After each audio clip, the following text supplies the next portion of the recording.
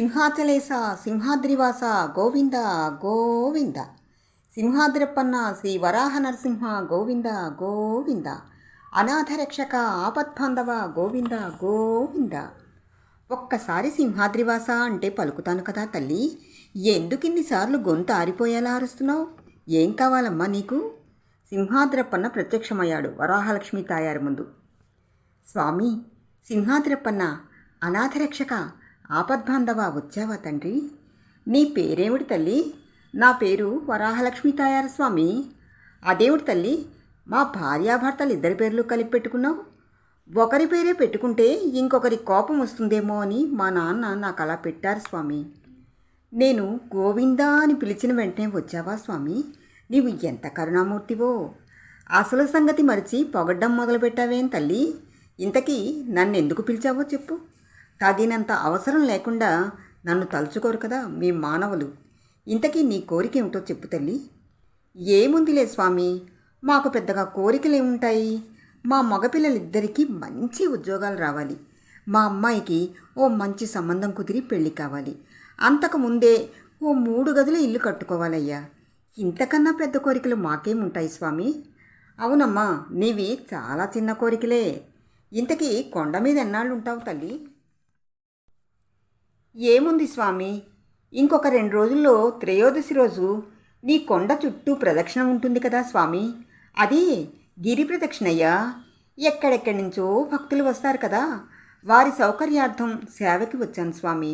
నేనే కాదు, ఓ 10 మంది ఆడాళ్ళం భర్తని పిల్లల్ని వదిలిపెట్టి వచ్చాను స్వామి. సేవ అంటే ఏమిటి తల్లి? సేవ అంటే నీ దర్శన భాగ్యం కోసం వచ్చే భక్తులకు సౌకర్యార్థం చేసే పనులను సేవ అంటారు స్వామి. మేము మా భర్త పిల్లలను వదిలి ఎన్నో కష్టాలు కోర్చి ఎక్కడో ఒరిస్సా నుంచి నీ కొండ మీద సేవకై వచ్చాను స్వామి. అలాగా తల్లి, నీకన్నీ తెలుసు, ఏమీ తెలియని వాళ్ళ ఉంటావే కానీ నువ్వు నటన సూత్రధారివి స్వామి. అదేమిటమ్మా అంత మాట అనేసావు? మీ భక్తులతో వచ్చిన బాధే ఇది. ప్రేమగా మాట్లాడి మంచి చెడ్డలు కనుక్కుందామంటే నన్ను ఒక నాటకాలవాడి కింద జమ కట్టేస్తారు. క్షమించు స్వామి, తప్పైపోయింది. పాపిష్టిదాన్ని, నీతో ఇలా మాట్లాడకుండా ఉండవలసింది. నువ్వైతేనే అన్నీ భరిస్తావు. ఇలా మాట్లాడితే ఎవరు ఊరుకుంటారు చెప్పు స్వామి? నీకు కాక ఇంకెవరికి చెప్పేది నా బాధలు? సరే స్వామి, నేను సేవ చేసి వెళ్లేలోపు నా కోరికల గురించి ఆలోచించు స్వామి. చూద్దాం. అదేమిటి స్వామి అంత నెమ్మదిగా చూద్దాం అంటావు? అయినా నువ్వు నాలాంటి భక్తుల మాటలు ఎందుకు వింటావులే?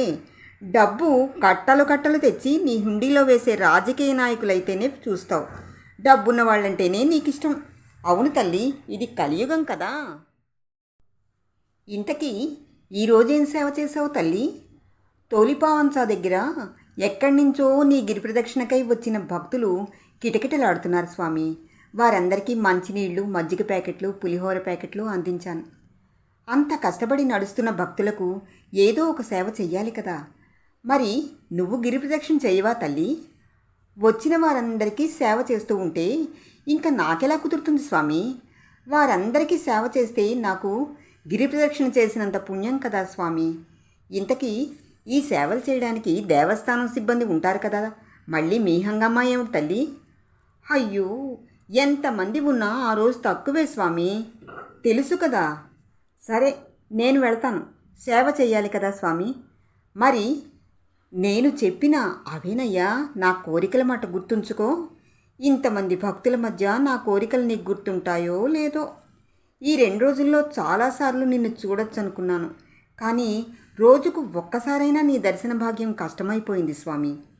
అయినా నీ భక్తులు కష్టపడకుండా దర్శనమయ్యేలా మార్గం చూడొచ్చు కదా స్వామి. చూద్దాం. ఏమిటి స్వామి అన్నిటికీ చూద్దాం చూద్దామని తప్పించుకుంటావు? ఇంకా ఇక్కడ ఎన్నాళ్ళుంటావు తల్లి? రేపు రాత్రి ప్రదక్షిణై వచ్చిన భక్తులకి ఎల్లుండి ఉదయం కూడా సేవ చేసుకుని రాత్రి ట్రైన్కి వెళ్తాం స్వామి. ఇంతకీ ఈరోజు నా దర్శనం చేసుకున్నావా తల్లి? లేదు స్వామి, నీ దర్శనానికని వచ్చానా? ఇంతలో 2 వృద్ధ దంపతులు వచ్చారు. భర్త గుడ్డివాడు, భార్య పూర్తిగా నడుము వంగిపోయి నడవలేకుండా ఉందయ్యా.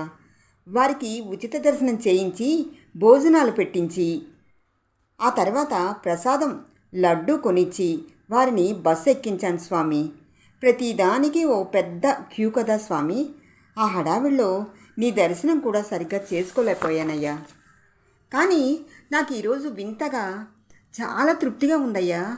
నీ దర్శనం చాలా తక్కువ సమయం అయినా నాకు నీ దివ్యమంగళ రూపం ప్రత్యక్షమైనట్టు, నీ అభయహస్తాలతో నన్ను దీవించినట్టు అనిపించింది స్వామి. అవునమ్మా, మానవ సేవయే మాధవ సేవ కదా తల్లి. ఎంతటి సత్యాన్ని చెప్పావు తండ్రి. ఏమిటా కలవరింతలు? తాయారు, లేచి తొందరగా పనిచేసుకో.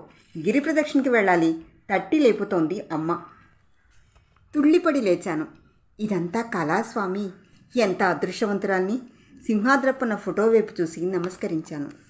ఇంతలో ఎక్కడో పాటలు వినిపిస్తున్నాయి. సింహాచలము మహాపుణ్యక్షేత్రము, సింహాచలము మహాపుణ్యక్షేత్రము, శ్రీవరాహ నరసింహుని దివ్యధామము, సింహాచలము మహాపుణ్యక్షేత్రము.